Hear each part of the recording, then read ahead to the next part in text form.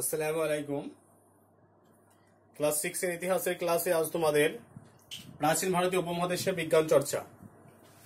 এই প্রাচীন ভারতীয় উপমহাদেশের বিজ্ঞান চর্চা নিয়ে আলোচনা করব। দেখো, কিছুটা এটা আলোচনা করা হয়েছিল লাইভ ক্লাসে এবং কিছুটা বাকি আছে, সেটা আলোচনা করব।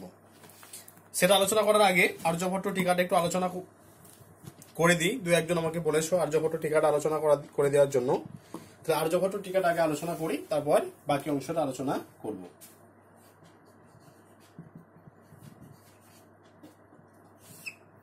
আর্যভট্ট দেখো,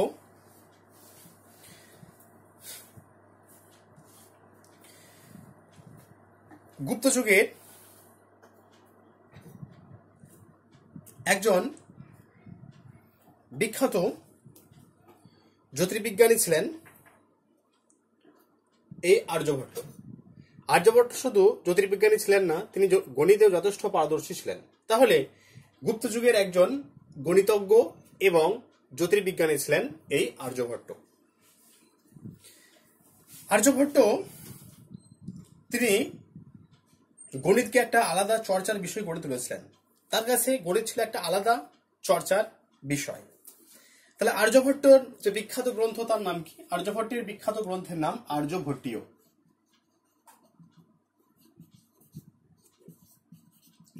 আর্যভট্টের বিখ্যাত গ্রন্থের নাম আর্যভট্টীয়। এই আর্যভট্টীয় গ্রন্থে তিনি বেশ কিছু জিনিস আলোচনা করেছেন, যেমন গণিত, সময় ও গ্রহ নক্ষত্র। গণিত নিয়ে তিনি আলোচনা করেছেন। গণিতের বিভিন্ন রকমের নিয়ম কানুন, গণিতের বিষয়বস্তু, গণিত নিয়ে তিনি আলোচনা করেছেন। আবার গণিত ছাড়াও তিনি নিয়ে আলোচনা করেছেন কি? সময়। সময় বলতে আমি ক্লাসে বলেছি 60 সেকেন্ড 1 মিনিট, 60 মিনিটে 1 ঘন্টা, 24 ঘন্টায় 1 দিন, 30 দিনে 1 মাস। এই যে সময়, সেই সময়ের ধারণাটা তিনি এই আর্যভট্টের গ্রন্থে দিয়েছেন।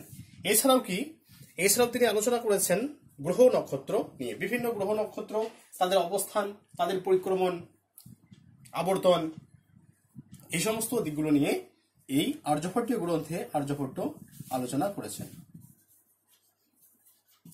তাহলে গণিত নিয়ে আলোচনা করেছেন, সময় নিয়ে আলোচনা করেছেন, আর গ্রহ নক্ষত্র নিয়ে তিনি এই গ্রন্থে আলোচনা করেছেন।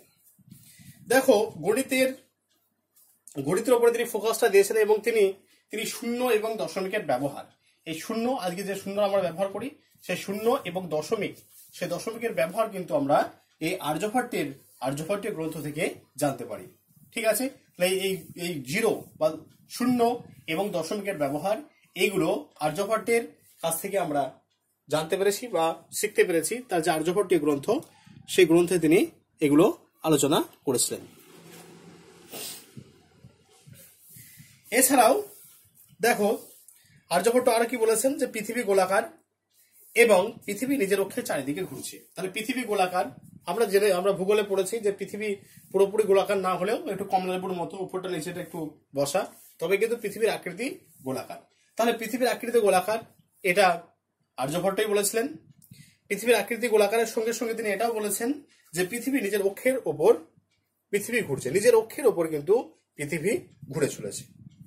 এছাড়াও তিনি কি করেছিলেন? এছাড়াও তিনি চন্দ্রগ্রহণের বৈজ্ঞানিক ব্যাখ্যা তিনি দিয়েছিলেন। ঠিক আছে, চন্দ্রগ্রহণ কিভাবে হয়, সেই চন্দ্রগ্রহণের বৈজ্ঞানিক ব্যাখ্যা তিনি কিন্তু এই গ্রন্থে দিয়েছিলেন। তাহলে এই সমস্ত দিকে তিনি আলোকপাত করেছিলেন। এই সমস্ত জিনিসগুলো তিনি তার গ্রন্থের মাধ্যমে তুলে ধরেছিলেন।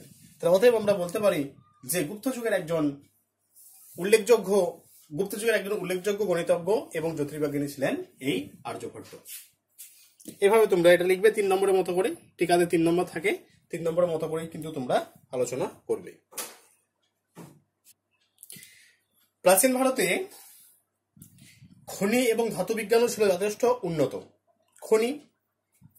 খনি এবং ধাতু বিজ্ঞান, তাহলে ধাতু বিজ্ঞানের ক্ষেত্রে আমরা দেখেছি সেই সময় বিভিন্ন ধাতুর অস্ত্র শস্ত্র, মুদ্রা, গয়না, এ সমস্ত সেই সময় নির্মাণ করা হয়েছিল বিভিন্ন ধাতু দিয়ে।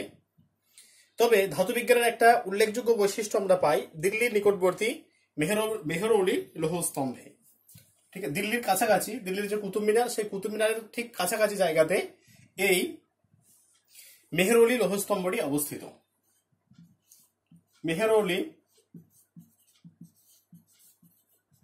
লৌহ স্তম্ভটি অবস্থিত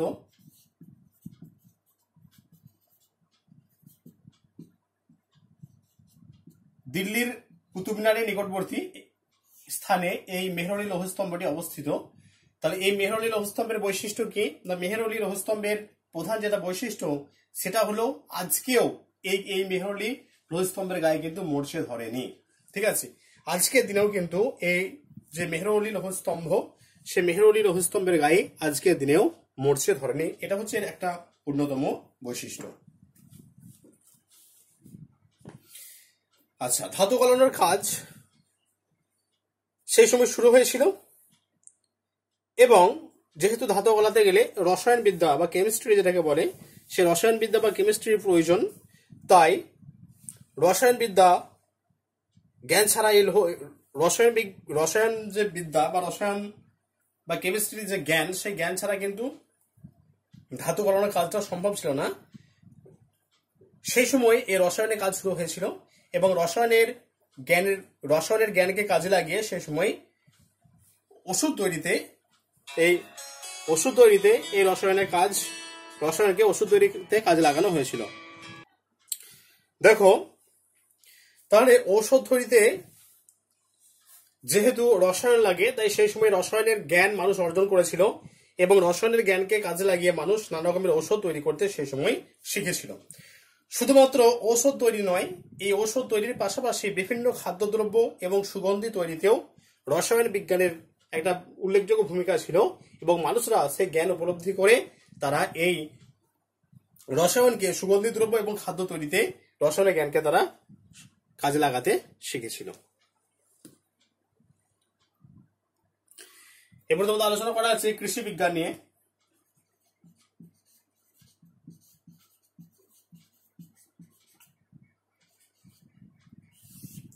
কৃষি বিজ্ঞান চর্চা নিয়ে আলোচনা করা আছে। এরপর দেখো, প্রাচীন ভারতে যে সমাজ ব্যবস্থা, সেই সমাজ ব্যবস্থা ছিল কৃষি নির্ভর। প্রাচীন ভারতের যে সমাজ ব্যবস্থা, সেই সমাজ ব্যবস্থা ছিল কৃষি নির্ভর এবং বেশিরভাগ মানুষের প্রধান জীবিকা ছিল কৃষিকাজ।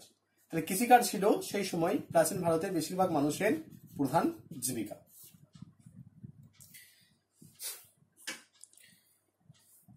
সেই সময় কৃষিকাজ এবং গাছপালা নিয়ে বিভিন্ন রকমের বিজ্ঞানসম্মতভাবে আলোচনা শুরু হয়েছিল। কৃষি বিজ্ঞান নিয়ে আলোচনা করা হয়েছিল কৃষি পরাশর নামে একটা বিখ্যাত গ্রন্থে। কৃষি বিজ্ঞান নিয়ে আলোচনা করা হয়েছিল কৃষি পরাশর নামে একটা গ্রন্থে।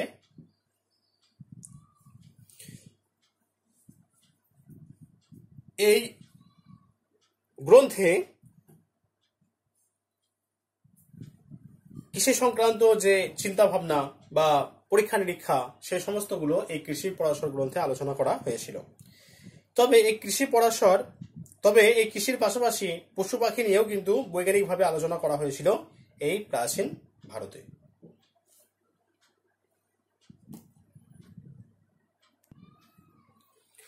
দেখো, প্রাচীন ভারতে প্রযুক্তি এবং বিজ্ঞান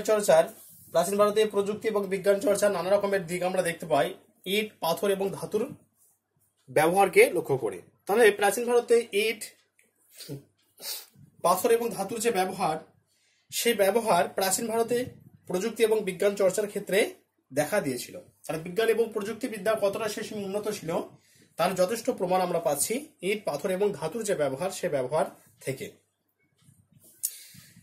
শুধু এটাই নয়, তার সঙ্গে সঙ্গে মানুষের যে যন্ত্র, সেই যন্ত্র যে তৈরি, সেই তৈরির কৌশলও কিন্তু এই সময় মানুষ রপ্ত করেছিল এবং তার থেকেই কারিগরি বিজ্ঞানের একটা যথেষ্ট উন্নতি এই সময় দেখতে পাওয়া যায়।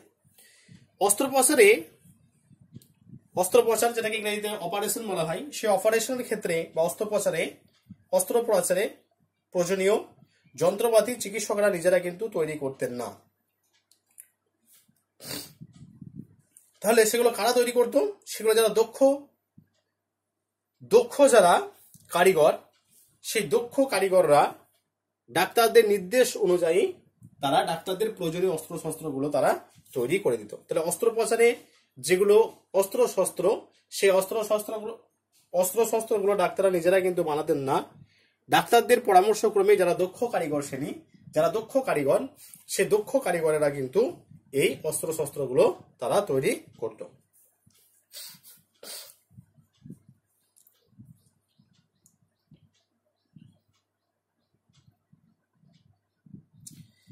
দেখো সুশ্রুত সংহিতা। সুশ্রুত সংহিতা হচ্ছে সুশ্রুতে লেখা একটা বিখ্যাত গ্রন্থ, শল্য চিকিৎসা বিষয়ে একটা বিখ্যাত গ্রন্থ সুশ্রুত সংহিতা। এটা আমি আলোচনা করেছি আগে। তাহলে সুশ্রুত সংহিতা কার লেখা? সুশ্রুত সংহিতা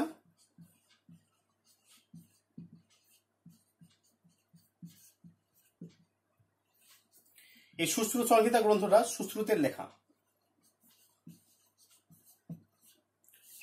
সুশ্রুত সংহিতা গ্রন্থটি সুশ্রুতের লেখা। এই সুশ্রুত সংহিতায় একটা জিনিস বলা আছে যে দক্ষ কামারের সঙ্গে চিকিৎসককে আলোচনা করতে হবে, প্রয়োজনীয় যন্ত্র কেমন হবে তা কারিগরকে বুঝিয়ে দিতে হবে, সেই মতো কারিগর কিন্তু যন্ত্র তৈরি করে দেবে। দেখো ডাক্তার যারা অস্ত্রোপচার করেন তারা কারিগরকে বুঝিয়ে দেবেন বা বলে দেবেন যারা ডাক্তার তারা কি মানে যন্ত্রটা কেমন হবে, সেই ডাক্তারদের পরামর্শ অনুসারে যারা কারিগর, যারা দক্ষ কারিগর তারা কিন্তু যন্ত্রপাতিগুলো তৈরি করে দেবেন। ঠিক আছে, যারা দক্ষ কারিগর তারা ডাক্তারদের পরামর্শ ক্রমে যন্ত্রপাতিগুলো তৈরি করবেন। এক্ষেত্রে ডাক্তারকে কিন্তু নির্দেশ বা পরামর্শ দিতে হবে যে এইভাবে যন্ত্রটা তৈরি করতে হবে।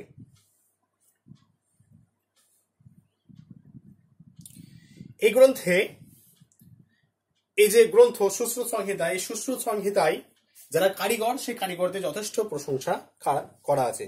যারা দক্ষ কারিগর সে দক্ষ কারিগরদের যথেষ্ট প্রশংসা করা আছে কিন্তু এই গ্রন্থে।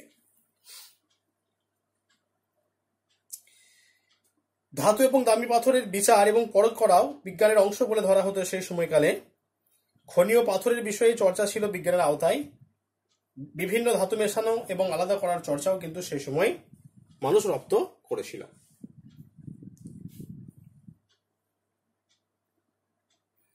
দেখো এই যে সুশ্রুত সংহিতা, সেই সুশ্রুত সংহিতায় কারিগরদের হাতের কাজকে প্রশংসা করা হয়েছিল। কেন? একজন চিকিৎসকের যে যন্ত্রপাতি সেই যন্ত্রপাতিগুলো কিন্তু কারিগরাই তৈরি করে দেয়, কারিগরাই নির্মাণ করে। সে কারণের জন্য এই সুশ্রুত সংহিতায় তাদের হাতের কাজকে প্রশংসা করা হয়েছিল। ধর্মশাস্ত্রে কারিগরদের কাজকে ছোট করে দেখা হতো। এ কারণের জন্য ধীরে ধীরে কারিগরি শিল্প চর্চা বিজ্ঞান চর্চা থেকে আলাদা হয়ে গেল। আবার কি বলছে দেখো এই সময় যে এই কারিগরি চর্চা, ধর্মশাস্ত্রে কারিগরদের যে কাজ সেই কাজকে অনেক ছোট করে দেখা হতো।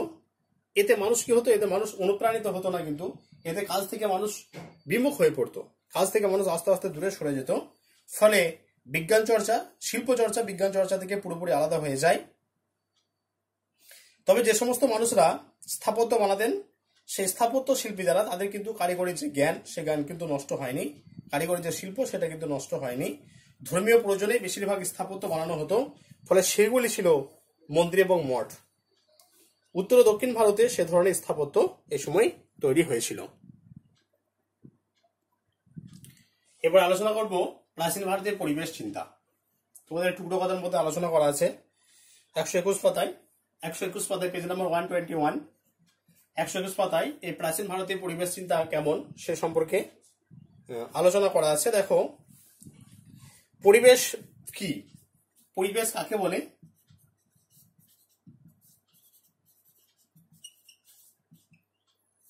পরিবেশ কি? দেখো পরিবেশ বলতে যেটা আমরা বুঝি যে আমাদের চারপাশের গাছপালা, পশু পাখি, মানুষজন, মাটি, বায়ু সবকিছুর যে সমষ্টি, সেই সমষ্টিকে এক কথায় বলা হয় পরিবেশ। তাহলে আমাদের চারপাশে আমরা যা কিছু দেখি, গাছপালা, পশু পাখি, মানুষজন, মাটি, বায়ু, এর যে সমষ্টিকেই এক কথায় বলা হয় পরিবেশ।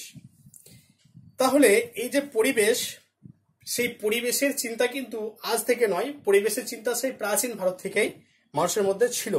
যে পরিবেশে যদি আমরা যথোপযুক্ত ব্যবহার করতে না পারি তাহলে কিন্তু পরিবেশ আস্তে আস্তে প্রতিকূলে চলে যাবে এবং মানুষের জীবনে কষ্ট নেমে আসবে।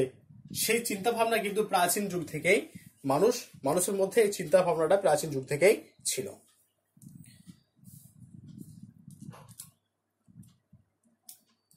দেখো সেই সময় যদি বন জঙ্গলে ক্ষতি করা হতো তাহলে শাস্তির কথা বলা হয়েছিল। আবার পশু পাখি মারতে নিষেধ করেছিলেন সম্রাট অশোক। তাহলে প্রাচীন ভারতে যে পরিবেশ, সেই পরিবেশ সম্পর্কে বেশ কিছু এখানে উদাহরণ দেওয়া আছে তোমাদের টেক্সট বইয়ে। তাহলে পরিবেশ আমাদের শুধু তখনকার দিনে নয়, আজকের দিনে আমাদের পরিবেশ বাঁচানোর একটা উদ্যোগ নিতে হবে, বা সেই পরিবেশ আস্তে আস্তে ধ্বংসপ্রাপ্ত হয়ে যাচ্ছে, সে পরিবেশকে বাঁচানোর আমাদের সংকল্প নিতে হবে। খ্রিস্টপূর্ব 6ষ্ঠ শতক নাগাদ কৃষিকাজ এবং নগর বসতি বাড়তে থাকে। তাহলে যেহেতু নগর বসতি বাড়তে থাকে খ্রিস্টপূর্ব 6ষ্ঠ শতকে, তাই কি হয়েছিল না, অরণ্য কাটা শুরু হয়েছিল, মানুষ বন জঙ্গল কাটতে শুরু করেছিল, বন জঙ্গল কেটে সেই সমস্ত জায়গাতে তারা বসবাস স্থাপন করেছিল। এর ফলে পরিবেশের যে ভারসাম্য, সেই ভারসাম্য আস্তে আস্তে নষ্ট হয়ে যেতে শুরু করেছিল। আবার বৈদিক সাহিত্যে আমরা দেখতে পাই যে বেশ চেনা জানা জঙ্গল ছিল, অঞ্চল ছিল, সেইগুলো কিন্তু মানুষজন থাকতো, এবং জঙ্গলবাসী যে সমস্ত মানুষরা জঙ্গলে বসবাস করতো, বা জঙ্গলবাসী যারা অরণ্যচারী মানুষ, তাদেরকে অন্যান্য যারা সভ্য জগতের মানুষ তারা বন্য বলে মনে করত, নিচু বলে তাদেরকে মনে করত। আবার জঙ্গলে পুড়িয়ে যে চাষবাস, যেটাকে ঝুমপোতা বলা হয়, সেই ঝুমপোতার কথা আমরা জানি, ভূগোলে পড়েছি যে আদিবাসী সম্প্রদায় যারা মানুষ তারা কি করে না, এক জায়গার জঙ্গলকে পুড়িয়ে দেয়, এবং পুড়িয়ে দেওয়ার ফলে সেখানে যে সমস্ত গাছপালা থাকে সেগুলো পুড়ে যায়। পুড়ে যাওয়ার ফলে সেই ছাইগুলো মাটিতে মিশে যায় এবং মাটিটা উর্বর হয়, এবং সেখানে 2-1 বছর চাষবাস করার ফলে কি হয়, সেই মাটি আবার অনুর্বর হয়ে যায়। আবার কি করে তারা, আবার অন্য জায়গার জঙ্গলকে পুড়িয়ে সেখানে চাষবাস করে, যেটাকে আমরা বলি ঝুম চাষ। তাহলে এই ঝুম চাষের ফলেও কিন্তু পরিবেশের একটা বিশাল পরিমাণে ক্ষতি হয়েছিল। তাহলে আদিবাসী সম্প্রদায়ের মানুষরা এই ঝুম পদ্ধতিতে তারা চাষবাস করত, ফলে এই ঝুম পদ্ধতিতে চাষবাস করার ফলে জঙ্গলে একটা ভারসাম্য নষ্ট হয়ে যায়, জঙ্গল কিন্তু ক্ষতিগ্রস্ত হয়। তাহলে শুধু প্রাচীন ভারত নয়, মানে প্রাচীন ভারত থেকেই পরিবেশের যে চিন্তা ভাবনা সেটা শুরু হলেও আজকের দিনে কিন্তু আমাদের এটা বেশি করে ভাবতে হবে, আমাদের সকলকে সচেতন হতে হবে। তাহলে আজকের দিনে পরিবেশ যদি আমরা বাঁচাই, তাহলে পরিবেশ বাঁচানোর কি কি উপায়, পরিবেশ আমরা কিভাবে আজকের দিনে পরিবেশ বাঁচাতে পারবো, সেই সম্পর্কে আমাদের একটু আলোচনা করতে হবে। দেখো, প্রথমত পরিবেশ সম্পর্কে মানুষকে সচেতন করতে হবে। পরিবেশ সম্পর্কে আগে মানুষকে সচেতন করতে হবে। দেখো, মানুষ নির্বিচারে গাছপালা কেটে ফেলে, ঠিক আছে, তাহলে মানুষ নির্বিচারে গাছপালা কেটে ফেলে, তাহলে গাছপালা নির্বিচারে যদি কেটে ফেলে তাহলে কি হবে, বায়ুতে কার্বন ডাই অক্সাইডের পরিমাণ বেড়ে যাবে এবং অক্সিজেনের পরিমাণটা কমে যাবে। এটা কিন্তু একটা মানুষের যেমন ক্ষতি, সেরকম পরিবেশের একটা ভারসাম্য নষ্ট হয়ে যাবে, বৃষ্টিপাতের পরিমাণ কিন্তু কমে যাবে। তাহলে এই বিষয়ে সচেতন করতে হবে মানুষকে বোঝাতে হবে যে নির্বিচারে গাছ কাটা যাবে না উপযুক্ত কারণ ছাড়া। যে সমস্ত জায়গায় গাছ নেই সেখানে গাছ লাগাতে হবে। আর বিশ্ব পরিবেশ দিবস 5ই জুন হয়, সেই বিশ্ব পরিবেশ দিবসে মানুষ যাতে কম করে একটা করে গাছ বৃক্ষরোপণ করতে পারে, সেদিকে মানুষকে সচেতন করতে হবে। বাড়ির নোংরা আবর্জনা জলাশয়ে না ফেলে একটা নির্দিষ্ট জায়গায় ফেলতে হবে। বাড়ির যে নোংরা আবর্জনা, ঘর গৃহস্থালী যে আবর্জনা, সেগুলো যদি আমরা পুকুরে যদি ফেলে দিই তাহলে কি হবে, পুকুরে ফেলে দিলে কি হবে, পুকুরের জল কিন্তু নষ্ট হবে। তাহলে পুকুরে যে সমস্ত জলজ প্রাণীগুলো বসবাস করে তাদের ক্ষতি হবে, তারা মারা পড়তে পারে। এবং আমরা মানুষ যারা পুকুরের জল যারা ব্যবহার করি, যারা স্নান করে পুকুরের জলে, তারাও কিন্তু ভীষণভাবে ক্ষতিগ্রস্ত হবে। এছাড়াও আজকের দিনে তাপবিদ্যুৎ ব্যবহার করা হয়, তাহলে কয়লা পুড়িয়ে তাপবিদ্যুৎ তৈরি হয়, তাহলে কয়লার পরিমাণ আস্তে আস্তে কমে যাচ্ছে। সে জায়গায় সৌরবিদ্যুৎ মানুষ যাতে ব্যবহার করতে পারে, তাহলে সৌরবিদ্যুতের দিকে মানুষকে বেশি আরো আগ্রহী করে তুলতে হবে, যাতে সৌরশক্তিকে কাজে লাগিয়ে মানুষ বিভিন্ন রকমের কাজগুলো করতে পারে। পশু পাখি নির্বিচারে পশু পাখি হত্যা করা যাবে না। পশু পাখিও কিন্তু আমাদের পরিবেশের একটা অঙ্গ। পশু পাখি যদি হত্যা করা হয় তাহলে পরিবেশের একটা ভারসাম্য নষ্ট হবে। দেখো, তাহলে এই সমস্ত কারণগুলো যদি আমরা অনুসরণ করতে পারি তাহলে আমরা পরিবেশকে বাঁচিয়ে রাখতে পারবো। আর যদি আমরা নিজেদের মতো করে চলি, পরিবেশের ক্ষতি সাধন করি, তাহলে কিন্তু পৃথিবী ধ্বংস কিন্তু অনিবার্য, পৃথিবী ধ্বংস হয়ে যাবে। বায়ুতে কার্বন ডাই অক্সাইডের পরিমাণ তো এমনি দিনকে দিন বেড়ে যাচ্ছে, গ্রিন হাউস ইফেক্ট হয়ে যাচ্ছে, বা যেটাকে বলে বিশ্ব উষ্ণায়ন, গ্লোবাল ওয়ার্মিং হয়ে যাচ্ছে, সারা পৃথিবীর তাপমাত্রা বেড়ে যাচ্ছে। তাপমাত্রা বেড়ে যাওয়ার ফলে কি হচ্ছে না, সমুদ্রে জলের পরিমাণ বেড়ে যাচ্ছে, ঠিক আছে। হিমালয়ের যে বরফ, সেই বরফগুলো গলতে শুরু করছে, সেই বরফগুলো গলে গলে সমুদ্রে পড়ছে, এবং সমুদ্রে যে জলস্তর, সেই জলস্তর বেড়ে যাচ্ছে। তাহলে সমুদ্রের জলস্তর যদি বেড়ে যায় তাহলে কি হবে, প্লাবন হয়ে যাবে, মানুষ কিন্তু আস্তে আস্তে ধ্বংসের দিকে এগিয়ে যাবে। তাহলে এই সমস্ত কারণের জন্য আমাদের পরিবেশকে বাঁচাতে হবে। তাহলে পরিবেশ যদি বাঁচে তাহলে আমরা বাঁচবো, পরিবেশ যদি ক্ষতিগ্রস্ত হয় তাহলে মানুষ নয়, সমস্তই পশুগুলো কিন্তু এই পরিবেশের মধ্যে, এই পরিবেশ যে কুফল, সেই পরিবেশের কুফলের মধ্যে তারাও কিন্তু পড়ে যাবে, তারাও কিন্তু ভীষণভাবে ক্ষতিগ্রস্ত হবে। আচ্ছা, ঠিক আছে, তোমাদের আজকে এখানে পর্যন্ত আলোচনা করা হলো প্রাচীন ভারতীয় উপমহাদেশে শিল্প চর্চার আগে পর্যন্ত 122 পাতার যে টুকরো কথা আছে এখানে পর্যন্ত আলোচনা করা হলো। যদি কিছু বুঝতে অসুবিধা হয় আমাকে হোয়াটসঅ্যাপে মেসেজ করবে। তোমাদের কাল থেকে তো পরীক্ষা শুরু হচ্ছে, পরীক্ষাগুলো 10 নম্বরের পরীক্ষা, চিন্তার কিছু নাই, ভালো করে সবাই পরীক্ষা দেবে। ঠিক আছে, ভিডিওটা সবাই ভালো করে দেখবে, কিছু বুঝতে অসুবিধা হলে অবশ্যই আমাকে জানাবেন।